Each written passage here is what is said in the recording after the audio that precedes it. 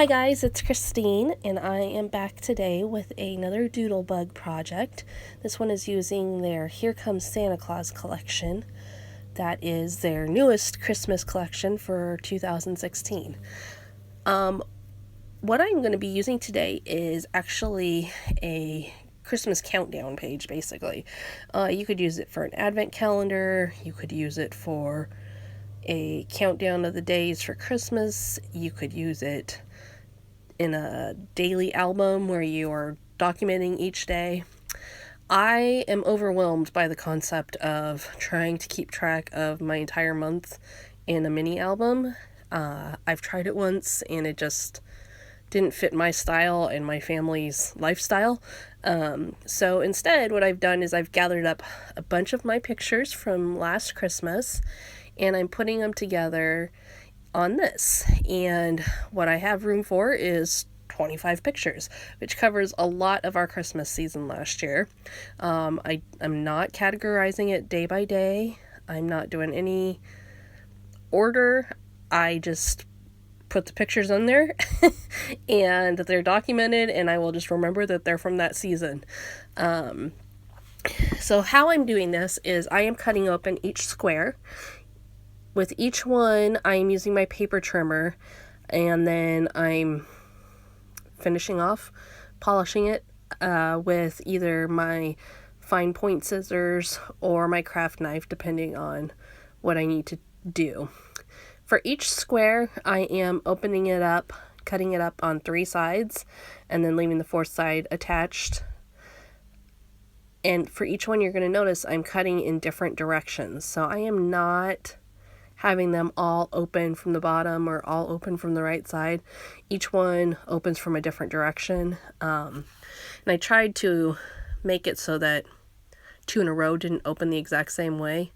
Didn't always work out, but mostly it did. And that took a little more time and thought, of course, than just having them all open the same direction. But I thought it added a little bit of added interest to the look of the whole thing at the end by doing it that way. You can totally just go with it opening at the bottom or opening on the right side if you are looking to speed things up. It definitely would take a few minutes off of the project.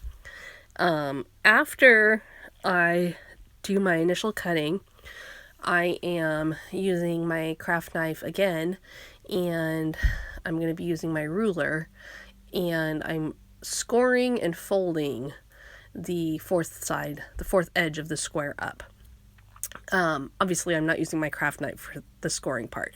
You'll see here in just a minute, I'm gonna, after I've gotten them all so they're ready to actually be opened and folded, I'm gonna use my ruler and use a scoring tool and slide that along and then fold that square in the appropriate direction. This just gives it a nice straight, consistent look. No chance of me bending it too far and breaking it or getting a crooked fold this way. And that's part of why I was working on this specific mat too, because I knew it would be better for the scoring and folding part. And of course the craft knife. It's that mat always, when I look at it in the video, I'm always like, ugh, it's such a mess. But that's kind of the point of those mats, isn't it? To get them messy and use them. So no, it's not pretty, but it definitely does the job and does it well. I'm using, as you can see, a really big clear ruler also. That makes it easier to make sure I'm getting my fold right where I want it. My next step in the process is adding my pictures. I printed off my pictures onto photo paper, and I made a document. I made them all a square size, and then I printed it on photo paper and cut those apart rather than print off 25 4x6 pictures and then just have to cut them all up to teeny tiny. I felt like this was a little bit less wasteful. So I cut those as 2-inch squares. I actually think if I did it again, I would do 2 1/4-inch squares because I ran into some border issues in a few places. And I'm attaching them with some washi tape so that I can easily remove them later. Now, obviously, that's not the most durable final concept, but I just am going to, at the end, add a cardstock background to the sheet so everything is then very secure in place. My last step was decorating the squares. Now, you could go totally crazy, I guess. Crazy is not really the right word, but you could go over the top with your embellishing and decorate each and every single square in addition to what's already there. That's not really my style, so I decided to decorate one or two in every row and every column. Trying again not to do the exact, not to have it over the top two in a row, but to spread it out a little bit. And you can see when you look at this paper, some of these, there's not room for anything extra. And honestly, if you just wanted to speed the whole process up, again, you could totally just leave the squares as they are. They're super cute. Doodlebug always does an amazing job with them. For me, this was scrapbooking, so I wanted to add more and I wanted to personalize everything. But if you're looking for a quick, speedy way to do it, 100%, you could totally leave them alone. You can see in this, they have a variety of icons on their squares already. They have everything from, Santa driving a little truck, to mailboxes, to hearts, to presents, to trees. Lots of cute little things and spectacular colors. I really love, when you look at this from afar, you can just tell it's Doodlebug. And part of the reason you can tell that is because of the colors they've added in. Their pretty pink in there, and their swimming pool color that's kind of an aqua hue. It makes it stand out as Doodlebugs. And of course, the cute little critters and creatures make it stand out as Doodlebug too. They have just done a really nice job with this collection, and I think this sheet showcases that really nicely.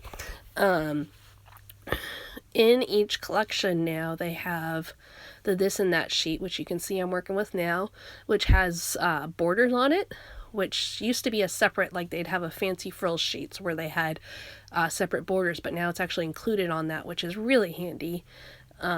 They also have a bunch of words on that this and that sheet, and I am adding some of those to the squares. I also am adding from the icon stickers sheet. I'm especially using, obviously, little things because the squares are little, but I really like the little star asterisk shape. I'm using those in a lot of different colors on the squares.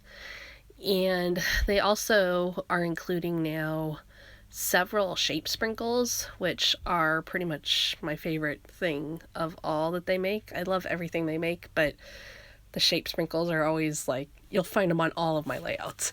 In this collection, they include some candy cane ones and some little holly and ivy ones. The candy cane ones are really cute because they are bigger than we've seen from a lot of their shape sprinkles. They have more height to them. But they also have some shorter ones in there, and they have the candy canes going in both directions, the hook on them, so you can use those for a variety of things. I worked them in to my actual project here just in one spot, but believe me, I tried multiple spots.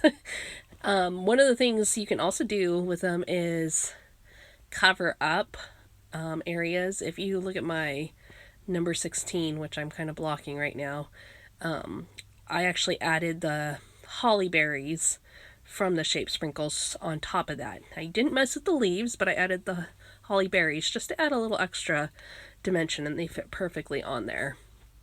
The hearts, of course, on every sticker sheet that they have are always great for a variety of things, but they're so perfect for embellishing, and I use those in a couple of spots also.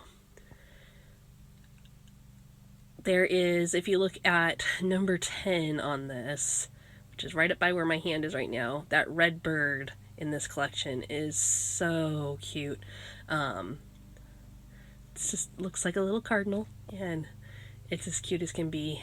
As you can see, I'm pointing out like that I didn't do, I'm double checking myself that I didn't do too much in one area or too little in another. Here's my final product. You can see I had a lot of fun working on it, and it's all filled in. I filled in 24 different squares, and then the last one actually has the year 2015 in it, so I know that what year it's from. My kids have already been looking through this on my desk.